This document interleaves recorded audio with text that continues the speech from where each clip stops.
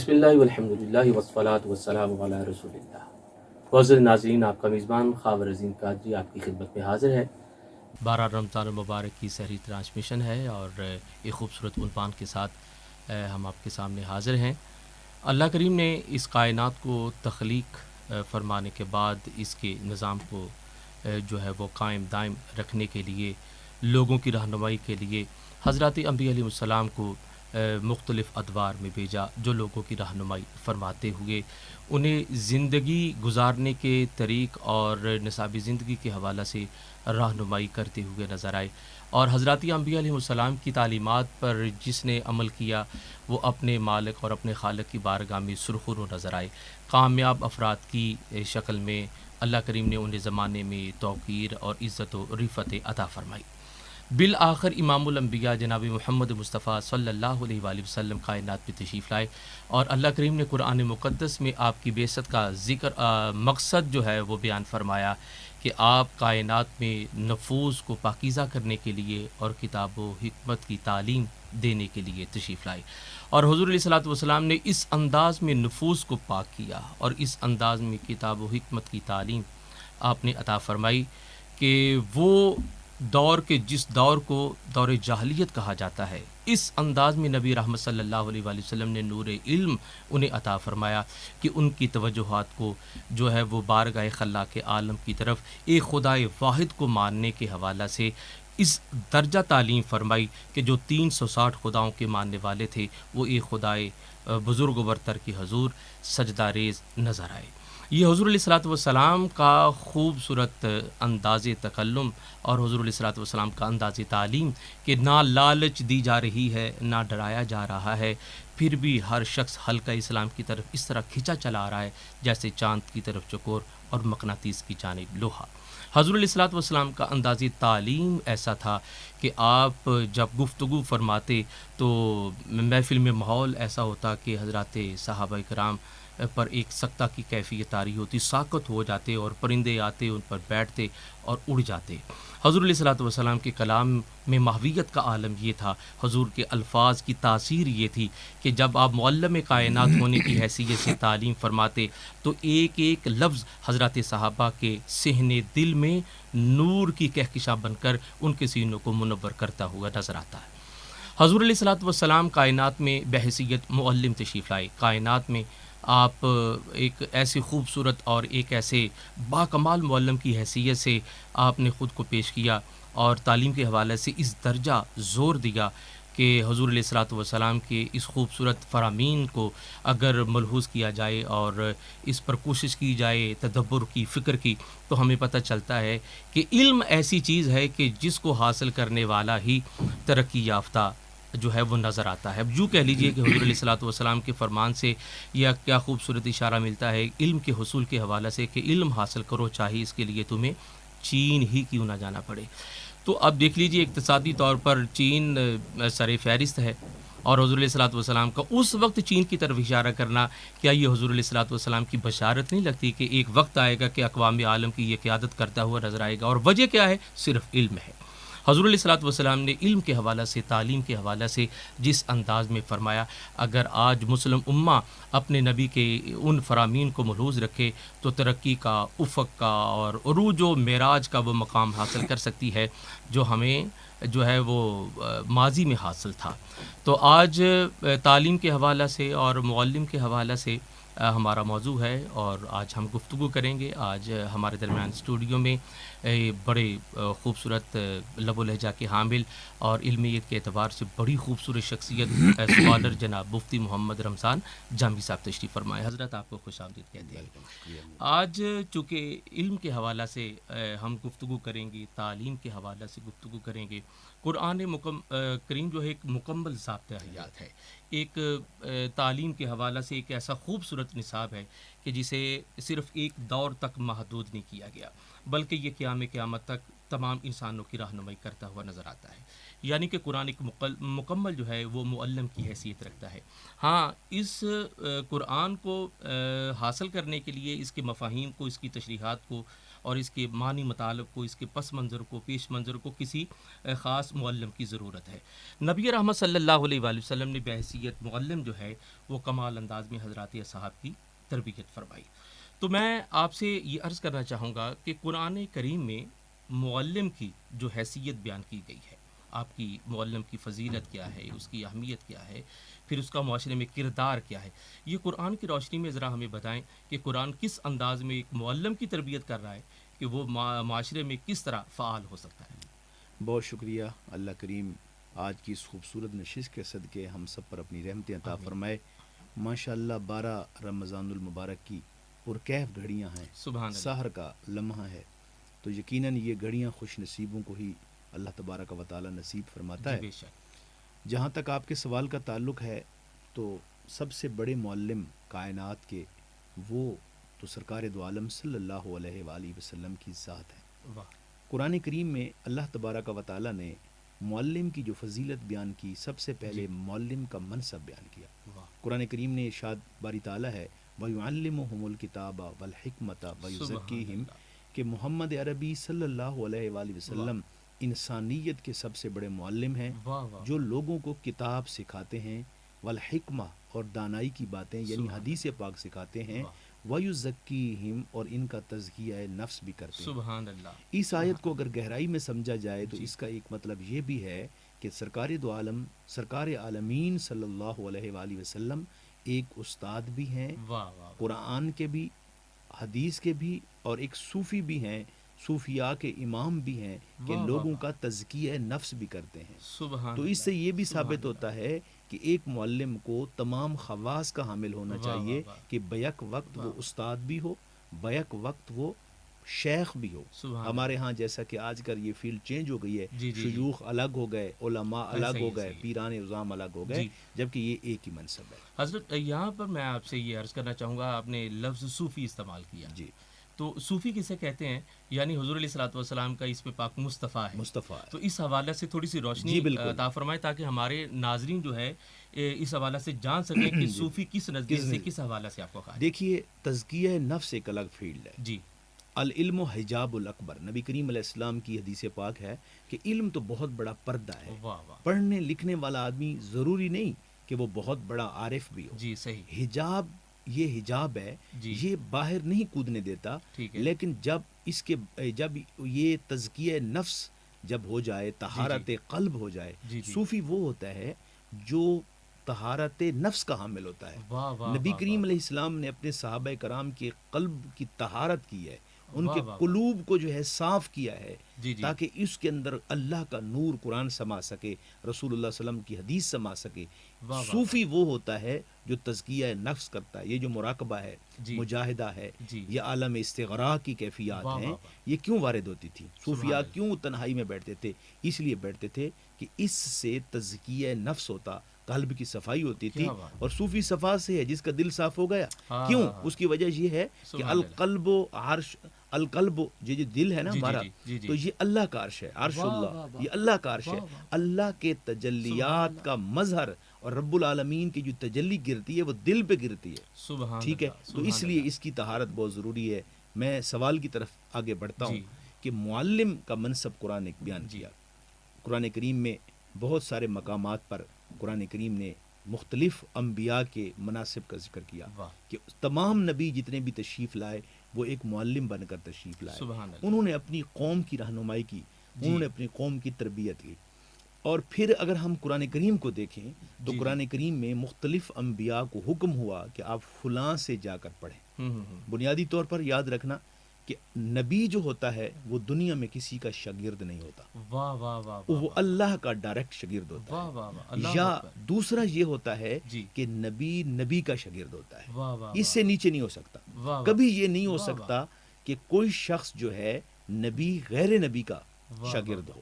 یعنی کہ امی ان پڑھ کو نہیں کہتے، امی ان پڑھ کو نہیں کہتے، وہ اس کو کہتے ہیں جو کسی استاد کے پاس زانو تلمذ جس نے طے نہ کیا ہو۔ اب سرکار دو عالم عالمین صلی اللہ علیہ وآلہ وسلم کی جو ذات ہیں، پہلی وحی جو آپ پر نازل ہوئی تو جبریل نے آ کر کہا کہ یا رسول اللہ اقرا، اللہ اکبر، تو حضور نے فرمایا انی لا عالم، انی لا اقرا، میں نہیں پڑھوں گا، جی میں پڑھنے والا نہیں ہوں، ما انا بقارئین، میں پڑھنے والا نہیں ہوں، کیوں کہ تم مجھے پڑھاؤ گے، میں تو اس رب سے پڑھ چکا ہوں۔ اللہ اللہ اللہ، یعنی ایک سبحان سٹیٹس ہے اللہ، نا، ایک جی جی منصب جی، ہے۔ اس پر عموماً بات کی جاتی ہے جی کہ جی جی، آپ نے کہا کہ پڑھیں، یعنی پڑھانے والے آپ ہاں میں بولیں۔ پڑھا ہوا نہیں ہوں، اس کا معنی یہ کیا جاتا ہے، جی مقصد یہ ہے کہ میں جس منصب کا آدمی ہوں واہ، میں اس منصب کی ذات سے پڑھ چکا ہوں۔ سبحان اللہ، تو جیسے میں نے عرض کیا، بنیادی جو نقطہ ہے جی کہ نبی یا اللہ کا شاگرد ہوتا ہے یا کسی واہ، نبی، جیسے حضرت موسیٰ علیہ السلام حضرت ٹھیک ہے، شعیب علیہ السلام جی کے پاس جو ہے گئے، زانو تلمس طے کیا، اور اسی طرح حضرت موسیٰ علیہ السلام نے حضرت خضر علیہ السلام سے پڑھا، تو حضرت اچھا، خضر علیہ السلام کو سے سمجھا۔ ہوں، حضرت موسیٰ علیہ السلام سے 16ویں پارے میں ہے کہ پوچھا گیا، حضور دنیا کا سب سے بڑا عالم کون ہے؟ اچھا ایک جی، مجلس میں انہوں نے کہا الحمدللہ میں ہوں۔ تو اچھا، اللہ کو یہ بات ناپسند آئی، قرآن واہ کہتا ہے واہ واہ، وَفَوْقَ كُلِّ ذِي عِلْمٍ عَلِيمٍ، کبھی ہاں کسی ہاں کے ہاں، بارے میں یہ نہ کہو کہ روئے زمین پر سب سے بڑا عالم یہ ہے، کیوں؟ اللہ اکبر، اللہ نے ہر علم والے سے اوپر علم والا رکھا ہے، واہ واہ واہ، تو لہٰذا اللہ تعالیٰ کو یہ بات ناپسند آئی، تو اللہ تعالیٰ نے علم کے سفر کے لیے آپ کو ایک استاد تلاش کرنے کا حکم دیا۔ جی ایک ترتیب ہے، حضرت خضر علیہ السلام سے ملاقات ہوتی ہے، ٹھیک ہے، پھر مختلف ایک سفر کرتے ہیں، مختلف واردات ہوتے ہیں، جی جی تو اس سے یہ معلوم ہوتا ہے کہ نبی کریم علیہ السلام نے جس طرح صرف اور صرف اللہ تعالیٰ کی ذات سے علم حاصل کیا، اسی طریقے کے ساتھ جتنے دیگر انبیاء ہیں، مثلاً جیسے جی، حضرت موسیٰ علیہ السلام نے حضرت خضر علیہ السلام یا حضرت شعیب علیہ السلام سے کیا، جی حضرت جی، نوح علیہ السلام نے حضرت شیس سے علم حاصل کیا۔ اچھا، حضرت شیس علیہ السلام جو تھے یہ آدم علیہ السلام کے بیٹے تھے، جی جی، اور سب سے پہلے نبی آدم علیہ السلام کے بعد یہ بنے، تو انہوں نے اپنے ابا جی حضرت آدم علیہ السلام سے علم حاصل واہ کیا۔ واہ واہ، قرآن کریم میں ہے وَعَلَّمَ آدَمَ الْأَسْمَاءَ كُلَّهَا، سبحان کہ ہم نے اللہ، آدم علیہ السلام کو روئے زمین کی ہر چیز کے اسماء واہ واہ، بمائے معنی و معرف بتا دی، سبحان اللہ، کائنات سبحان کا اللہ، وجود تھا۔ واہ واہ تو واہ، جو چیز ہوتی، فار ایگزامپل ہر چیز ایک شے ہے نا، جی کوئی بھی چیز ہے، مثال کے طور پر کوئی شخصیت ہے، ٹھیک ہے، ایک کوئی مشینری ہے، کوئی بھی صحیح، چیز ہے، اس کا ایک نام ہے، اس جی کی ایسا، حیت ہے، واہ، اس کے معنی ہیں، اس کے ہوں، ماخذ ہیں، جی اس جی کے اندر گہرائی اور گیرائی ہے۔ جی جی تو جی، اللہ تعالیٰ نے ہر چیز کی قرآن کریم میں فرمایا، ہم نے آدم کو سکھایا، اور اب آدم علیہ السلام جو ہیں انہوں نے اپنے بیٹوں کو سکھایا۔ واہ واہ، تو اگر ہم 1,24,000 کم و بیش انبیاء کی ہسٹریوں کو دیکھیں تو انہوں نے مختلف دیگر انبیاء سے علم حاصل کیا، یا ڈائریکٹ وحی الہی کے ذریعے جو ہے واہ اللہ واہ، تبارک و تعالیٰ نے انہیں علوم و معارف عطا فرمائے۔ عطا فرمائے۔ حضرت آپ کے اس خوبصورت الفاظ سے اور آپ کے اس عنوان سے اور موضوع سے میں یہ سوچنے میں مجبور ہو گیا کہ حضرت آدم علیہ والسلام کو اسماء کا علم دیا، ہر چیز کا علم دیا، چونکہ ہر چیز سے قبل نور نبی صلی اللہ علیہ وآلہ وسلم کی خلقت ہوئی، سبحان اللہ نے ہر چیز سے پہلے اپنے نبی کے نور کو خلق فرمایا۔ تو بات یہ ہے کہ جن کے سامنے یہ ساری کائنات خلق ہوئی، یعنی علم جاننے کا نام ہے، تو جانا اسے جاتا ہے جسے پہلے بندہ نہ جانتا ہو۔ جی بالکل، تو جس کے سامنے سب کچھ بن رہا ہو، جی جی، تو ان کے علم کا عالم واہ کیا واہ ہوگا؟ واہ واہ، کیا ان بات، کے معلم ہونے کی خوبصورت حیثیت پوائنٹ کیا آپ نے ہوگی؟ بڑا ریز کیا، ماشاء تو آپ سے میں یہ سوال کرنا چاہوں گا کہ معلم کی قرآن کی روشنی میں اس کا کردار اور اس کا احترام اور اس کا مقام بیان فرمائیں کہ قرآن ہمیں ایک معلم کا مقام کیا بتاتا ہے؟ دیکھیے قرآن کریم نے جہاں منصب رسالت کو عطا کی، بیان کیا کہ منصب رسالت صلی اللہ علیہ وسلم جو سب سے بڑا ہے جی وہ معلم کا ہے، جی اسی طریقے کے ساتھ قرآن کریم میں اور حدیث نبویہ صلی اللہ علیہ وآلہ وسلم میں بہت سے مقامات پر ایک علم کو ڈیلیور کرنے والے، جی یعنی علم کو پڑھانے والے، یعنی جی معلم کے اوصاف کا بھی بیان کیا گیا۔ جی اللہ تعالیٰ تبارک و تعالیٰ نے اپنے نبی حضرت محمد عربی صلی اللہ علیہ صلی وسلم اللہ علیہ کو فرمایا ادعو الی سبیل ربک بالحکمت والموعظۃ الحسنہ۔ سبحان یہ سب سے پہلا ایک معلم کی خوبی ہونی چاہیے جی کہ اے پیارے نبی، جب آپ لوگوں کو دین کی طرف بلائیں، دین کا پیغام سنائیں، قرآن سکھائیں، بالحکمہ تو دانائی ضرور اختیار کریں، واہ واہ واہ، سبحان اللہ، والموعظۃ الحسنہ، اور آپ کی جو گفتگو ہے وہ خوبصورت ہونی چاہیے، واہ اچھے اچھے واقعات سنا کر، سبحان تاکہ لوگ آپ کی طرف متوجہ ہوں۔ واہ واہ، تو قرآن کریم نے معلم کا یہ وصف بیان کیا ہے کہ درست الفاظ، جی سخت لہجہ، کرخت لہجہ یا ضرب کے ذریعے مار پیٹ یا یہ چیزیں نہ ہوں، بلکہ لوگوں کو آپ جو ہے انتہائی محبت کے ساتھ واہ آپ واہ، اللہ تبارک و تعالیٰ کا دین سکھائیں اور سمجھائیں، ذہنی پرورش ان کی ذہنی کی۔ پرورش کریں۔ صحیح، دور حاضر میں اگر دیکھا جائے تو جو ایک مضمون ہے جو شامل ہے آج کی سائیکالوجی کا، نفسیات کا، وہ حکمت کے لفظ سے ماخوذ ہے. وَيُعَلِّمُهُمُ الْكِتَابَ وَالْحِکْمَةَ. اور ادھر کیا ہے کہ آپ لوگوں کو بالحکمت والموعظۃ الحسنہ، کہ حکمت کیا ہے کہ آپ نے جس بچے کو پڑھانا ہے اس کا مینٹیلٹی لیول چیک کریں کہ آیا یہ بچہ پیار سے پڑھتا ہے، یا اگر نہیں پڑھ رہا تو آج رات یہ سویا تھا گزشتہ رات یا نہیں سویا تھا، چڑچڑا پن بچے کی طبیعت میں کیوں ہے، بچہ دوسرے بچوں سے زیادہ بولتا کیوں ہے، یہ ایک سائیکالوجی پرابلم ہو سکتا ہے. تو قرآن نے سب سے پہلے جو ہمیں یہ تعلیم کا، تبلیغ کا سورس بتایا وہ یہ ہے کہ تم نے کس طریقے کے جس بچے کو پڑھانا ہے اس کے مینٹیلٹی لیول کو چیک کرنا ہے، یعنی حکمت و دانائی جو ہے وہ ملحوظ ہونی چاہیے. دوسری بات، نبی کریم علیہ السلام کی ایک حدیث ہے جو معلم کے وصف میں ہے کہ تم کلم الناس علی قدر عقولہم، جس لیول کے بچوں کو تم پڑھا رہے ہو اس لیول کا علم ڈلیور کرو. اب ایک بچہ پہلی کلاس کا ہے، ایک دوسری کا ہے، ایک 10ویں کا ہے، تو آپ وہ فلسفہ جھاڑنا شروع کر دیں گے جو پی ایچ ڈی لیول کے لوگوں کا ہے. منصب ہمارے یہاں پتہ کیا ہے معاشرہ، ہمارے سکولز میں، کالجز میں، میں ایک سکول ٹیچر ہوں، ٹھیک ہے، سکولز میں ہمارے تعلیمی اداروں میں کیا ہوتا ہے، اصول یہ ہے کہ پی ایچ ڈی لیول کا بندہ پرائمری کو پڑھائے، پہلی کلاس کے بچے کو پڑھائے. اچھا. کیونکہ وہ اتنا براڈ ویژن علم رکھتا ہے تو وہ اپنے علوم میں سے آسان ترین کر کے بچے کو پڑھائے گا. ہم نے کیا کیا، ہم نے کیا یہ کہ پی ایچ ڈی والا پی ایچ ڈی والے کو پڑھا رہا ہے، اچھا ٹھیک، اور 10ویں پاس بندہ جو ہے وہ بچے کو پڑھا رہا ہے جس کو پتہ ہی نہیں ہے کہ بچے کی نفسیات کیا ہوتی ہے، بچے کی سوچ کیا ہوتی ہے. تو اسلام نے 1400 سال قبل یہ سوچ دی ہے، یہ فکر دی ہے کہ بچے کی عقل کا ادراک بہت ضروری ہے. سبحان اللہ. تو لہٰذا نبی کریم علیہ السلام نے دوسرا اصول بھی یہ وضع فرمایا. اور پھر حضور نے حضرت معاذ بن جبل کو جب بھیجا معلم بنا کر، تو حضرت یہ سلسلہ گفتگو جاری رہے گا حضرات صحابہ کرام تک ہمارا یہ سلسلہ گفتگو پہنچ چکا ہے. تو مختصر سے بریک کے بعد ہم حاضر ہوں گے، اور آپ سے میں یہ سب سے پہلے یہی سوال کروں گا کہ حضور علیہ الصلوۃ والسلام نے بحیثیت معلم جو ہے وہ صحابہ کرام کو کس طرح تعلیم فرمائی، اور پھر صحابہ کرام نے کس انداز میں معاشروں میں جو ہے وہ تعلیم کا یہ نور بکھیرا. تو اپنے ناظرین سے یہ گزارش کروں گا کہ مختصر بریک کے لیے ہم جا رہے ہیں، آپ ہمارے ساتھ رہیے گا.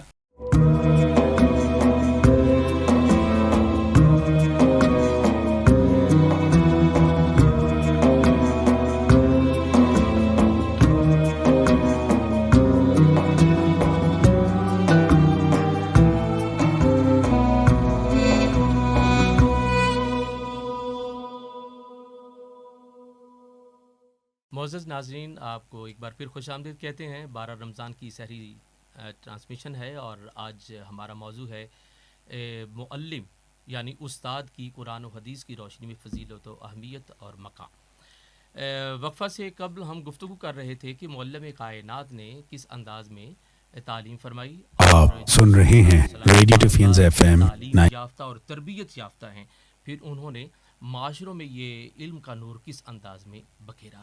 اس سے قبل کہ حضرت میں آپ سے یہ سوال کروں، میرے ذہن میں ایک خوبصورت نقطہ آ رہا تھا، اور وہ نقطہ بھی حضور بائی بسم اللہ کی ذات سے منسوب اور متعلق ہے. حضور مولا کائنات حضرت علی پاک کہتے ہیں کہ جس نے مجھے ایک لفظ بھی پڑھایا، سکھایا، تو وہ میرا استاد ہے، اور اس کو یہ حق حاصل ہے کہ چاہے مجھے فروخت کر دے، چاہے مجھے آزاد کر دے.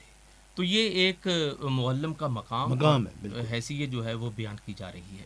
حضور علیہ الصلوۃ والسلام کی بارگاہ کے جو تربیت یافتہ ہیں حضرات صحابہ کرام، وہ علمیت کے مینارۂ نور ہیں، اور انہوں نے کس انداز میں پھر حضور علیہ الصلوۃ والسلام کے حکم پر اور آپ کے فرامین کی ترویج کے لیے کام کیا.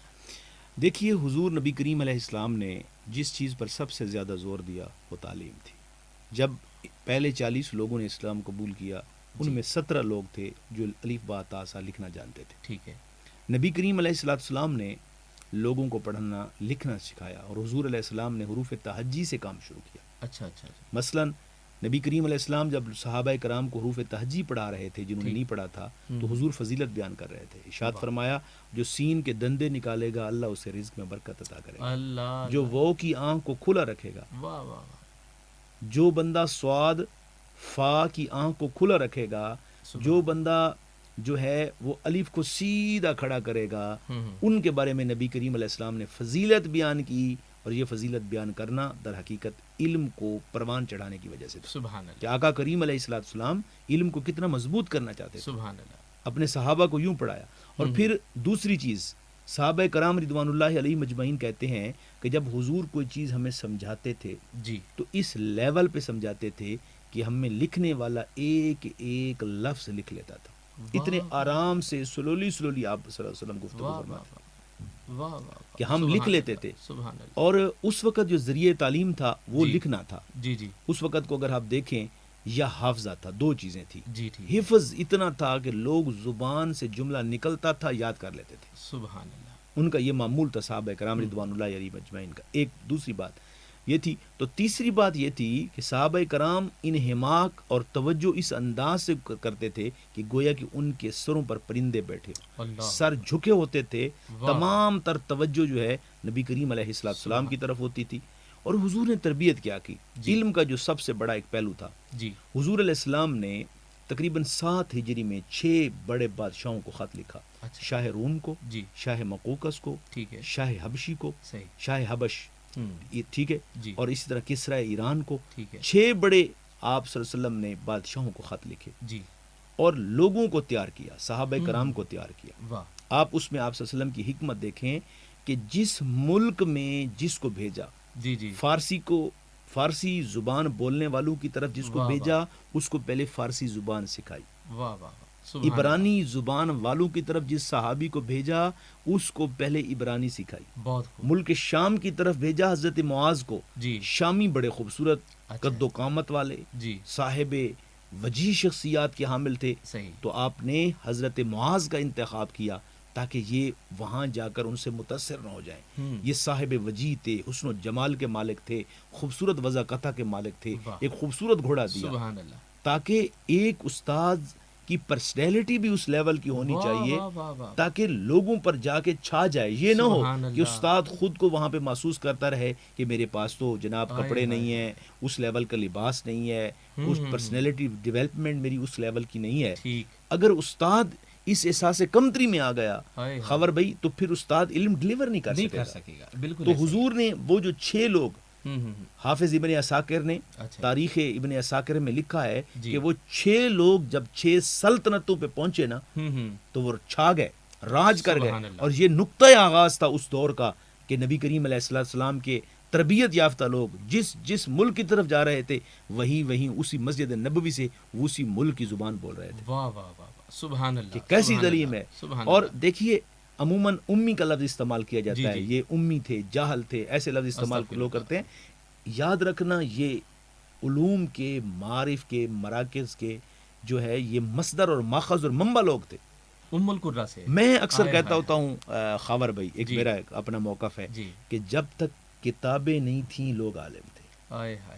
اللہ اکبر. جب تک کتابیں نہیں تھیں لوگ عالم تھے, جب کتاب آ گئی علم ختم ہو گیا, اڑ گیا. آپ مجھ سے پوچھیں کیسے. مثلاً آپ دیکھیں جب کتابیں تھیں تو یہ لوگ کتنے بڑے عالم تھے. ٹھیک ہے. کتابیں نہیں تھی تو کتنے بڑے عالم تھے کہ حضرت امام جعفر الصادق علیہ السلام کی مجلس میں 2 شاگرد بیٹھے ہیں. واہ واہ واہ واہ. کسی سے پوچھیں, کسی عالم سے پوچھیں کہ کون سی کتاب حضرت امام جعفر صادق علیہ السلام نے پڑھائی. ایک طرف امام اعظم ابو حنیفہ, اسی کلاس کے اسٹوڈنٹ, فقہ کے امام نکلتے ہیں, اسی کلاس کے دوسرے اسٹوڈنٹ جابر بن حیان کیمسٹری کے بانی بن کر نکلتے ہیں. واہ واہ واہ, سبحان اللہ سبحان. آپ ذرا غور کریں نا اس بات پہ. دیکھیں ہمارا معاشرہ, ہم کیوں, وہ علم سینوں سے آیا تھا, علم لدنی تھا, وہ طاقت تھی. جب کتاب نہیں تھی, میں اکثر یہ جملہ بولتا ہوں, مجھے بڑا پسند بھی ہے, اپنی چیز پسند تو نہیں ہونی چاہیے, ریاکاری کے زمرے میں آتا ہے. ٹھیک ہے, تعلیم ہوگی. ٹھیک ہے, عاطف بھائی پتہ نہیں اس چیز کو کیسا فیل کریں گے. تو اس چیز کو, لیکن یہ چیز ایک حقیقت کی طرف بھی لے کر جاتی ہے. جب کتابیں نہیں تھیں تو وہ بڑے عالم تھے. تو وہاں سے آپ ذرا غور کریں نا, وہ کون سے علوم, کون سے ماخذ تھے کہ ایک بندہ کیمیا کا بانی بن جاتا ہے اور فقہ حنفی کا بانی بن جاتا ہے. حضرت امام ابو حنیفہ آپ بھی تو فرماتے ہیں نا کہ میری زندگی کے حاصل زیز تو وہی لمحات لولا سنتان لہلک النعمان, اگر وہ 2 سال نہ ہوتے تو نعمان ہلاک ہو چکا. اللہ اکبر. یہ حضرت امام صادق کا بالکل. اور میں آپ کو ایک بات اور عرض کروں کہ علوم انہوں نے کیسے, ایک دفعہ مولا کائنات امیر المومنین سیدنا علی المرتضیٰ کرم اللہ تعالیٰ وجہ الکریم گھر سے باہر نکلے. آپ نے اپنے غلام کو بلایا اور اس سے کہا کہ لکھو ایک جملہ، جلدی کرو لکھو. ٹھیک. الفاعل مرفوع. اچھا. اس نے لکھ دیا. کچھ عرصے بعد دوبارہ تشریف لائے، اس کو کہا بلایا جلدی آؤ. ٹھیک. لکھو المفعول منصوب. اچھا. اس نے لکھ لیا. انہوں نے کہا حضور کیا ہے؟ فرمایا بس چپ کر جاؤ لکھ. ٹھیک. پھر کچھ عرصے کے بعد آپ تشریف لائے باہر تو کہا لکھو الجر مجرور. اللہ اکبر. یہ میں آپ کو حیرت کی بات عرض کرنے لگا ہوں خاور بھائی. جی بسم اللہ. یہ جناب حضرت علی نے اس قوم پہ احسان کیا، مولا کائنات نے، کہ آپ نے ایک ایسے علم کی بنیاد رکھی جس نے 200 سال بعد آ کر قرآن اور حدیث کو سمجھانے میں مدد کی ہے. سبحان اللہ. کوئی نہیں سمجھ رہا تھا کہ وہ اتنے بڑے معلم، کائنات کے سب سے بڑے معلم کے شاگرد رشید مولا کائنات نے قوم کو علم نحو عطا کیا. سبحان. ہم مدارس میں ایک علم پڑھتے ہیں صرف. صرف کا مطلب ہوتا ہے سیغوں کا، ضرب یضرب ضربا فهو ضارب، کہ خاور کیسے بنا ہے، رمضان کیسے بنا ہے، ان کے سیغوں کی ساخت کیا ہے، ماضی کیا ہے، مستقبل کیا ہے، حال کیا ہے، یہ سیغے. ایک ہوتا ہے علم نحو. علم نحو کا معنی یہ ہوتا ہے کہ الحمد بالدال پر پیش کیوں آیا، للہ ہے کے نیچے زیر کیوں آئی، رب العالمین. ٹھیک ہے. تو اس طرح کے لفظوں کی جو ساخت ہے، رب العالمین کیوں نہیں آیا، لا الہ الا اللہ الا اللہ کیوں نہیں آیا، محمد در رسول اللہ کہاں ہے، در رسول اللہ کہاں ہے، یہ نحو بتاتی ہے. تو مولا کائنات نے یہ سوچ بھی لیا اور علم بھی بنا دیا، وضع کر دیا کہ بھائی آج سے 300 سال بعد جب اجمیوں میں یہ علم آئے گا تو قرآن کیسے پڑھیں گے. حضور مولا کائنات کی آپ نے بات کی تو حضور مولا کائنات کا یہ قول بھی ملتا ہے، اظہار افسوس کہ میں جتنا جانتا تھا مجھ سے اتنا پوچھا نہیں گیا. تو علمیت کے حوالے سے یہ آپ ہی کا خاصہ ہے حضور مولا کائنات کا. تو حضرت اور آپ نے فرمایا نا کہ سارے قرآن کا علم فاتحہ میں بند ہے، فاتحہ کا علم بسم اللہ میں بند ہے، اور بسم اللہ کا علم با کے نقطے میں بند ہے. فرمایا انا نقطۃ تحت البا، اور دنیا والوں میں اس با کا نقطہ ہوں. واہ واہ واہ. یعنی کہ پورے قرآن کا علم جو ہے وہ سینہ علی میں موجود ہے. سینہ علی میں موجود ہے. اور یوں کہہ لیجئے کہ معرفت علی کو حاصل کیے بغیر کچھ تعلیم یافتہ ہونے کا تصور ہی نہیں کیا جاتا. لفظ تعلیم کو اگر دیکھا جائے کہ تعلیم کا پہلا حرف تے ہے اور آخری حرف میم ہے. تے اور میم اتار دے تو درمیان میں علی ہے. یعنی علی کے بغیر کوئی تعلیم یافتہ ہونے کا ذکر کرے میں تو تسلیم نہیں کرتا کہ وہ تعلیم یافتہ کیسے ہے. تو علم کی میراث ہو یا معراج ہو، یہ علی پاک کے بغیر حاصل کرنا ممکن نہیں ہے. جو کہ خود نبی رحمت نے فرمایا انا مدینۃ العلم وعلی. اور حضرت نبی کریم علیہ السلام نے فرمایا انما بعثت معلما، مجھے اللہ نے معلم بنا کر بھیجا. سبحان اللہ. اور حضرت امیر المومنین سیدنا عمر بن خطاب کا ایک قول مبارک مجھے یاد آ رہا ہے.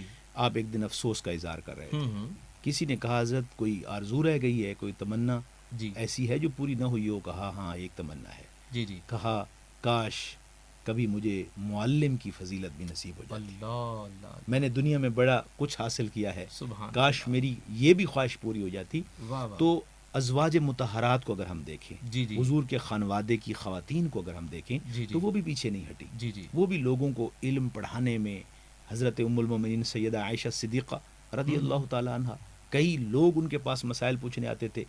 آپ کے عزیز، آپ کے بھانجے بھتیجے، بخاری شریف کی حدیث پاک ہے کہ آپ نے اپنے بھانجوں کو، بھتیجوں کو غسل تک کے طریقے سکھائے. آپ نے ان کو تمام شریعت جو ہے وہ سکھائی. اسی طریقے کے ساتھ حضرت ام المومنین سیدہ حفصہ، سیدہ خاتون جنت طیبہ طاہرہ سیدہ فاطمۃ الزہرا سلام اللہ علیہا، یہ وہ لوگ تھے جنہوں نے نبی کریم علیہ السلام کے علوم کو آگے جو ہے پروان چڑھایا اور جو لوگوں تک پھیلایا. جہاں تک تعلق ہے نا استاذ کے مقام کا، یاد رکھنا ہے کہ یہاں جہاں علم کی اہمیت ہے، معلم کے فرائض ہیں، وہاں ان کا مقام بھی زیادہ ہے. جیسے کہ مولا کائنات کا قول آپ نے تو انہوں نے کہا کہ حرف، لفظ نہیں. اچھا حرف ہے. حرف، ٹھیک ہے. کہ جس نے مجھے ایک حرف پڑھایا وہ میرا استاد، وہ میرا مالک ہے. اب چاہے تو مجھے غلام بنا کے رکھے ساری زندگی، چاہے تو مجھے آزاد کر دے. حضرت آپ کا بہت شکریہ. چونکہ لفظ میں تو کئی حرف ہوتے ہیں، 10 حرف بھی ہیں. اللہ اکبر، کیا بات ہے، سبحان اللہ. ایک حرف جس نے پڑھا. امام اعظم ابو حنیفہ رحمۃ اللہ تعالی علیہ ایک جگہ سے گزرے. آپ تدریس فرما رہے ہیں، علم حدیث پڑھا رہے ہیں، تو ایک شخص گزرا جو یہ ہوتے ہیں نا جنگلوں میں کام کرنے والے، ٹھیک ہے، لوگ ہمارے معاشرے میں ان کو گھٹیا لوگ سمجھا جاتا ہے، وہ اللہ کے بندے ہیں، ان کو ایسا نہیں کرنا چاہیے، جیسے کنگر ٹائپ لوگ یہ جو کام کرتے ہیں. تو وہ آپ کھڑے ہو جاتے امام اعظم ابو حنیفہ منصب سے. جی لوگوں نے پوچھا بھائی حضور کیا بات ہے، وہ بندہ ایک مزدور ہے، ایک چھوٹے لیول کا آدمی ہے، ناپاک رہتا ہے، اور آپ منصب پہ کھڑے ہو جاتے ہیں. فرمایا یہ میرا استاد ہے. پوچھا گیا حضور کیسے؟ تو آپ نے ارشاد فرمایا کہ مجھے یہ پتہ نہیں تھا کہ کتا سن بلوغت کو کب پہنچتا ہے. تو چونکہ انہوں لوگوں نے کتے رکھے ہوتے ہیں، تو مجھے پتہ چلا کہ یہ کتوں کے ایکسپرٹس ہیں، تو میں ان کے پاس چلا گیا. مجھے کتابوں میں فقہی مسائل لکھنے تھے، کتے کے احکام لکھنے تھے. تو میں نے کہا یار یہ کتا سن بلوغت کو کب پہنچتا ہے؟ تو اس نے مجھے بتایا کہ جب یہ ٹانگ اٹھا کے پیشاب کر رہا ہو تو اس دن یہ بالغ ہو جاتا ہے. تو کہتے ہیں میرا یہ استاد ہیں، جب بھی یہ گزرتے ہیں تو امام اعظم ابو حنیفہ اپنے منصب سے کھڑے ہو کر بڑی بات ہے جناب، بڑی بات ہے جی. حضرات صحابہ کرام کی تعلیم تو حضور نبی کریم صلی اللہ علیہ وآلہ وسلم نے فرمائی. یہ پڑھنے اور سننے میں آیا کہ مختلف غزوات میں جب مسلمانوں کے مخالف یہود و نصارہ میں سے یا کفار میں سے کوئی آتے اور ان میں سے گرفتار ہو جاتے تو ان کی آزادی کو مشروط کر دیا جاتا. دیکھیں غزوہ بدر ہے سب سے پہلے تاریخ، غزوہ یوم فرقان جب 70 مشرکین مکہ کے لوگ گرفتار ہو گئے، قیدی بنا دیے گئے، تو انہوں نے مطالبہ کیا کہ یا رسول اللہ ان کو آزاد کر دیں. حضور نے فرمایا کیا کر سکتے ہیں یہ؟ لوگوں سے پوچھا، ٹھیک ہے، صحابہ کرام سے مشورہ لیا، کسی نے کہا ان کو قتل کر دیں، کسی نے کہا ان کو رشتہ داروں کے حوالے کر کے ان کے سامنے قتل کریں، مختلف. تو حضور نے ایک ایسا یونیک قسم کا سسٹم متعارف کروایا جو تاریخ انسانیت میں پہلی مرتبہ متعارف کروایا. سبحان اللہ. حضور نے کیا فرمایا؟ جیسے آپ نے ابتدا میں حدیث پڑھی چین تمہیں جانا پڑے، تو در حقیقت وہ ایک دوری کی مثال تھی. اتنے لمبے سفر تک بھی اگر آپ جانا چاہتے ہیں، ویسے اس حدیث پہ ایک اعتراض ہے کہ اس کے الفاظ پہ کہ یہ ایسی ذخیرہ حدیث میں یہ حدیث نہیں ہے. بہرحال جن لوگوں نے کہا وہ حد ہے تو انہوں نے کہا دوری کی مثال ہے. تو حضور نے فرمایا کہ تم 70 لوگ جو فن، جو لفظ، جو حرف جانتے ہو وہ 10 بچوں کو سکھا دو، تم آزاد ہو. تعلیم سے محبت کا ایک عالمگیر مظاہرہ. کتنی بڑی بات ہے. کیا بات ہے. لوگ ان سے کنویں کھدواتے تھے، لوگ ان سے کہتے تھے ہماری ساری زمینوں کو آباد کر دو. لوگ ان سے اپنے باغوں کی گدائی کرواتے تھے، فصلوں پہ ہل چلواتے تھے.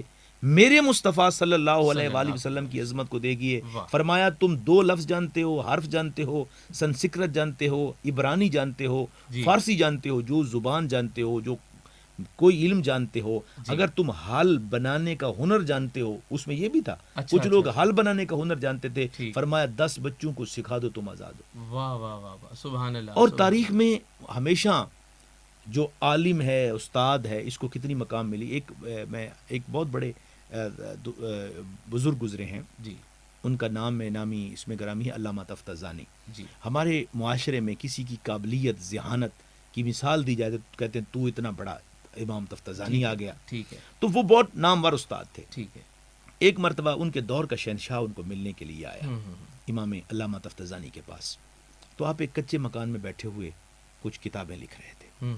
تو وہ بیٹھا پاس، عزت کی بٹھایا آپ نے اس کو، کہا بادشاہ جہاں میں بیٹھا ہوں تمہیں وہاں بیٹھنا پڑے گا. گدڑی پہ بیٹھے تھے، وہ بھی بیٹھ گیا. بادشاہ نے مسائل پوچھے، اپنے مسائل جو تھے وہ حل کروائے. اس دوران بارش شروع ہو گئی. جب بارش شروع ہوئی تو جو استاد صاحب تھے ان کا مکان کچا تھا، تو اس سے پانی آنا شروع ہو گیا. تو استاد نے کہا کہ بادشاہ کو کہ بادشاہ سلامت، باہر نکلتے ہیں، کہیں گر نہ جائے تو آپ کی شان کے خلاف ہے. آپ میرے مہمان ہیں، آپ کی تعظیم و توقیر میری ذمہ داری ہے. بادشاہ کا جو ساتھ پروٹوکول تھا، بادشاہ نے اس کو بلایا. اب بادشاہ نے کیا کیا؟ بادشاہ نے کہا کہ بھئی ایسا کرو کہ سب سے پہلے استاد محترم کو باہر لے جاؤ، ایک سیف مقام پہ کھڑا کر دو، پھر مجھے لے جانا. جب لے جایا گیا وہاں استاد صاحب پہنچ گئے ایک دور ایک جگہ پہ. پھر دوبارہ وہ آیا پروٹوکول اور بادشاہ سلامت کو وہاں پہ لے گیا. تو جب وہاں پہنچے علامہ تفتزانی رحمۃ اللہ علیہ نے اس بادشاہ سے سوال کیا کہ ایک بات تو بتاؤ، تم بادشاہ ہو اور یہ سارا پروٹوکول آپ کا تھا، آپ نے ایسا کیوں کیا کہ اپنے پروٹوکول کو مجھ پہ لگا دیا، وزیروں مشیروں کو، کہ مجھے پہلے سیف مقام پہ پہنچاؤ، آپ اتنی دیر وہاں پہ کھڑے رہے. اگر آپ گر جاتے تو لوگ مجھے مار دیتے، لوگ کیا کہتے کہ تم نے بادشاہ کو مارا ہے. بادشاہ نے ایک تاریخی جملہ حضرت عرض کیا، اچھا جی، خاور صاحب، جی، جو تاریخ میں لکھا ہوا ہے سنہری حروف کے ساتھ. بادشاہ نے کہا سنیے استاد جی، جی، اگر میں مر جاتا میرا بیٹا بھی بادشاہت کے لیے تیار ہے، میرا بھائی بھی تیار ہے، میرے مشیر بھی تیار ہیں، جی، جی، لیکن اگر تم مر جاتے تو دنیا کے پاس اوہ، علامہ تفتزانی جیسا اور استاد نہیں تھا. واہ واہ واہ واہ. اور اس بادشاہ نے جملہ کہا کہ جس قوم کے بادشاہ مر جاتے ہیں ان کو بادشاہ تو مل جاتے ہیں، جن قوم کا استاد مر جاتا ہے اس قوم کو دوبارہ ویسا استاد نہیں ملتا. استاد نہیں ملتا. خوبصورت عنوان کے ساتھ ہمارے ناظرین ہماری سحری کی ٹرانسمیشن کو دیکھ اور سن رہے ہیں، اور یقین کروں گا کہ مختصر بریک کے بعد آپ جائیں گے نہیں، ہمارے ساتھ رہیں گے. یہ ملتے ہیں چھوٹے سے وقفہ کے بعد.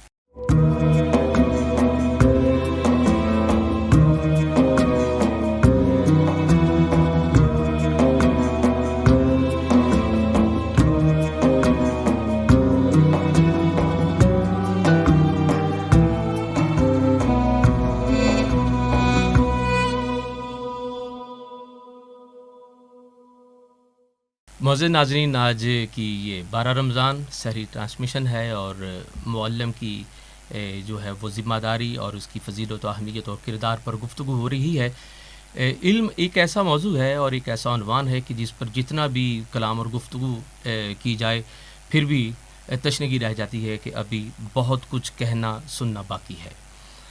حضرت نے بریک سے قبل ذکر کیا کہ بادشاہ تو آتے جاتے رہتے ہیں، لیکن ایک معلم کا دنیا سے چلے جانا یہ ایک ایسا نقصان ہے کہ جو کبھی پورا نہیں ہوتا. ہمارے ایک درویش، ایک فقیر مشرب حضرت سلطان العارفین گزرے ہیں، اور انہوں نے فرمایا کہ باجو علم جو کرے فقیری، کافر مرے دیوانہ ہو. اللہ دور حاضر میں بے پڑے گدی نشین اور سجادہ نشین جو ہیں وہ کس انداز میں وہ دین کے حسن کو، میں تو کہوں گا کہ مجروح کر رہے ہیں اس کے حسن کو. بالکل. آپ کیا کہیں گے کہ آپ کے اس قول کے مطابق ایک صوفی کو کیسا ہونا چاہیے؟ دیکھیے، میں نے ابتدا میں جو آیت پڑھی نا، جی، عالم اور صوفی ایک منصب ہے. واہ، جب سے یہ جاہل لوگ منصب پہ بیٹھے ہیں انہوں نے اسلام کا حلیہ بگاڑ دیا. ان کے پاس علم تو ہے نہیں، ان کے پاس کچھ بھی نہیں ہے. جی، آپ حیران ہوں گے کہ آپ اللہ ماشاء اللہ، اللہ تعالیٰ مجھے معاف فرمائے، میں بڑے دکھ کے ساتھ یہ بات کر رہا ہوں. جی، جی، خانقاہی سسٹم پہ آپ چلے جائیں جو ہمارے جی. یہاں خانقاہی سسٹم ہے، تو آپ دیکھیں گے کہ 5% لوگ بھی اس میں تعلیم یافتہ نہیں ہیں. اللہ. حضرت بابا فرید الدین مسعود گنج شکر رحمۃ اللہ تعالی علیہ کے مزار پر انوار پہ جو خانقاہ کے ساتھ ادارہ قائم تھا، وہاں 5000 درویش علم حاصل کرتے تھے. سبحان اللہ، سبحان اللہ، سبحان. حضور نظام الدین اولیاء رحمۃ اللہ تعالی علیہ کے پاس جب تک کوئی بندہ علوم ظاہری کی تکمیل نہیں کرتا تھا اس کو علوم باطنی کے لیے منتخب نہیں کیا جاتا تھا. صوفیہ ہزاروں میل مسافت کرتے. مجھے حیرت ہوتی ہے کہ آج ایک بندہ جی بی ایس آنر انگلینڈ سے کر کے آ رہا ہے اور اس کو منصب کون سا دیا جا رہا ہے؟ سجادہ نشینی. بھلے آپ اس کو دنیا کی کوئی بھی پوسٹ دے دیں، ہمیں کوئی اعتراض نہیں، لیکن رسول اللہ کا منصب دینا ہے. اس کو کہو کہ قرآن کسی بھی ٹاپک کے اندر آپ جو ہے وہ بی ایس آنر کر کے آئے نا، شہادت العلمیہ کر کے آئے، آپ تحقیق و تدقیق کر کے آئے نا، کہ لوگوں کو قرآن سنبھال. تو یہ علمیہ ہے ہمارے پاس. اللہ تبارک و تعالی ہمیں علم سے محبت کی توفیق عطا فرمائے. اللہ تعالیٰ آج کی جو سحری ہے 12 رمضان کی، اس حوالے سے جو معلم کا ماشاءاللہ آپ نے موضوع منتخب کیا ہے، اللہ تعالیٰ آپ کو پر اپنی رحمت نازل فرمائے. بہت شکریہ. حضرت، چونکہ جس معاشرہ میں ہم رہتے ہیں اور جس حلقہ سے ہمارا تعلق ہے بہت کچھ سننے کو ملتا ہے، اور عموماً صوفیہ، میں صوفی تو نہیں کہوں گا لیکن چونکہ وہ ایک منصب پر فائز ہیں، وہ کہتے ہیں شریعت اور ہے، طریقت اور ہے. شریعت اگر علم کا نام ہے تو طریقت اس کے عمل کا نام ہے. اس پہ کوئی حد فاصل نہیں ہے. بہت اچھے. شریعت کا حسن طریقہ ہے. ہمارے ناظرین نے آج ہمارے اس پروگرام کو دیکھا اور سنا ہوگا اور یقیناً پسند کیا ہوگا. ایک خوبصورت نئے عنوان کے ساتھ، موضوع کے ساتھ آپ حضرات کی خدمت میں حاضر ہوں گے. میں قبلہ مفتی صاحب سے گزارش کروں گا کہ آپ دعا فرمائیں اور اس کے بعد ناشریف ہوگی. اللہم صلی علی سیدنا و مولانا محمد مبارک وسلم. اللہ کریم ماہ رمضان کا دوسرا عشرہ اب رحمتوں کے ساتھ، جلووں کے ساتھ، جلوہ سامانیوں کے ساتھ مغفرت کا پیغام لیے ہم پر جلوہ فگن ہے، سایہ فگن ہے، سائبان رحمت بن کر نازل ہو چکا ہے. مولا اس عشرے کی عبادات کو بجا لانے کی توفیق عطا فرما. یا رب العالمین نبی کریم علیہ السلام کی شریعت مطہرہ کے مطابق ماہ رمضان میں عبادات بجا لانے کی توفیق عطا فرما۔ میرے مالک، میرے خالق، میرے کردگار اعظم، پروردگار عالم، پوری دنیا میں جہاں کہیں بیمار ہیں، پریشان حال ہیں، ہاسپٹلائز ہیں، مجبور ہیں، لاچار ہیں، نادار ہیں، تو ہی مشکل کشا ہے، حقیقی ہے، تو ہی حاجت روا ہے، حقیقی ہے میرے اللہ۔ سب کی مشکلات میں آسانیاں پیدا فرما، سب کے دکھوں کو، سب کی تکلیفوں کو دور فرما۔